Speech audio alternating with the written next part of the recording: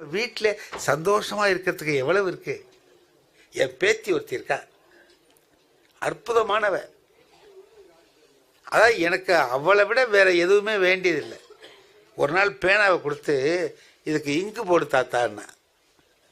அவங்க ஸ்கூலில் இங்கு பேனாவால் தான் எழுதணும், இங்கு போடுன்னா. நான் போட்டு தொடச்சி கிடச்சி கையில் கொடுத்து எழுதி பார்த்துட்டு போன்னு சொன்னேன். எழுதி பார்த்துட்டு போகணும். ஒரு பேப்பர் அப்படி எடுத்தா என்னமோ எழுதுனா. நான் அன்னைக்கு வெளியூருக்கு போகணும், ஜெயங்கொண்டம்னு ஒரு ஊருக்கு பட்டிமன்றம், அதுக்கு போகணும்.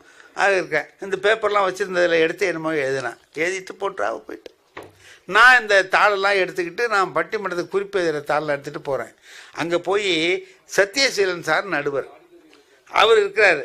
சண்முகவடிவேல் ஒரு பேப்பர் கொடுங்கன்னார் குறிப்பு எழுதுறதுக்கு. நான் எடுத்து கொடுத்தேன். அது அவள் எழுதின பேப்பர் போல இருக்கு, எனக்கு தெரியாது. அதை வாங்கி வச்சுக்கிட்டு அவர் என்னை பார்த்து பார்த்து சிரிக்கிறார். இப்படி பார்த்தார், சிரிக்கிறார். அதை பார்க்குறார், சிரிக்கிறார். என்னென்ன என்ன சிரிக்கிறீங்க? என்ன உங்கள் பேத்தி உங்களை பற்றி கரெக்டாக தான் எழுதியிருக்கான்னு கேட்டேன். என்ன எழுதியிருக்கா பாருங்கன்ட்டு தாளை கொடுக்குறார். அதில் என்ன எழுதியிருக்கா, எங்கள் தாத்தா ஒரு லூஸு, பை சுடர்விழி, அவ பேர் பை சுடர்விழி. ஏதாவது எழுதி பாருன்னு சொன்னேன்ல, இதான் எழுதி பார்த்துருக்காவ பை சுடர்.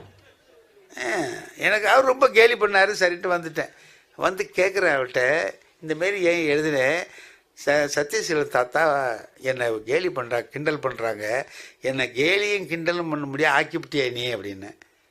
தாத்தா எழுதிக்கிட்டு இருந்த பேனாவை தான் நான் உங்ககிட்ட கொடுத்தேன், இங்கு போட்டு கொடுக்குறது தான் உன் வேலை.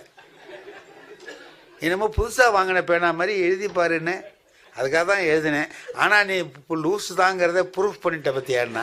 என்னன்னு ஒருத்தர் பேப்பர் கேட்குறாருன்னா கொடுக்கும்போது அதில் ஏதாவது எழுதியிருக்கான்னு பார்த்துட்டு கொடுக்க மாட்டேன்.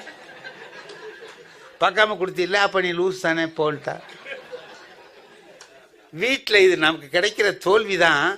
ஆனால் எவ்வளவு மகிழ்ச்சியாக இருக்குது.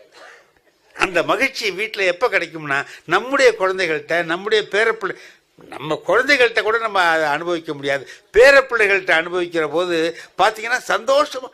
காலையில் எழுந்திரிச்சு என் பக்கத்தில் தான் படுத்திருப்பா.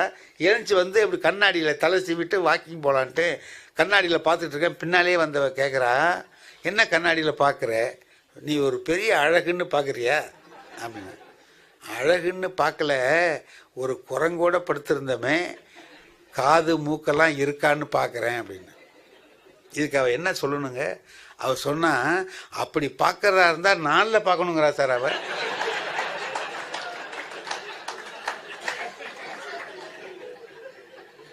காது மூக்கு இருக்கான்னு பார்க்க வேண்டியது அவளாம். அப்போ இது வீட்டில் நமக்கு கிடைக்கக்கூடிய ஒரு தோல்வி. யார்கிட்ட தோத்துருக்கோம்? பேத்திக்கிட்ட தோத்துருக்கோம். அப்போ அது என்ன ஆகுது? மகிழ்ச்சியாக வருது. தம் மக்கள் அறிவுடைமை மாநிலத்து மண்ணுயிர்க்கு எல்லாம் இனிதுன்னார். தன்னை விட தன்னுடைய பிள்ளைகள் அறிவாளிகளாக இருப்பது உலக உயிர்களுக்கெல்லாம் இனிமையை தரக்கூடியது அப்படின்னு சொல்லி சொன்னார். ஆகையினால நம்முடைய வாழ்க்கையில் எங்கே பார்த்தாலும் நகைச்சுவை இருக்கு. அதை ரசிக்க கற்றுக்கிட்டு வாழ தொடங்கிட்டோம்னா வாழ்க்கை சுலபமான வாழ்க்கையாக இருக்கும்.